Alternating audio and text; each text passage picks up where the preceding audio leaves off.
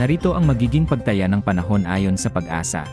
Sa malaking bahagi ng Luzon, naging mas maaliwalas ang panahon kahapon dahil bahagyang humina ang southwest monsoon o habagat.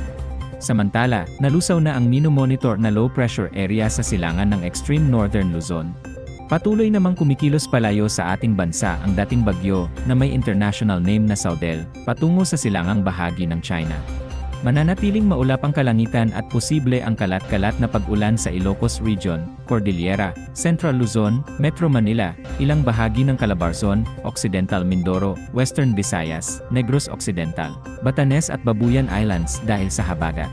Sa nalalabing bahagi ng Luzon, Visayas at Mindanao, bahagyang maulap hanggang maaliwalas ang panahon, ngunit may posibilidad ng isolated thunderstorms. Ngayong araw, mas dadalas ang pag-ulan sa Luzon dahil sa unti-unting paglakas ng habagat.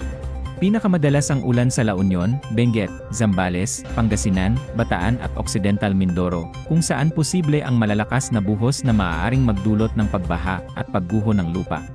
Ngayong araw hanggang bukas ng hapon, maaaring umabot sa mahigit 50 mm ulan ang mararanasan sa ilang bahagi ng Luzon.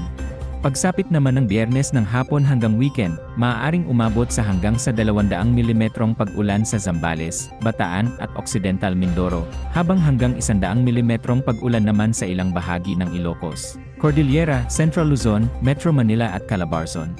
Pinakamahalagang bantayan ang Biyernes at weekends dahil posible ang pagbuo ng panibagong weather disturbance sa silangan ng Luzon.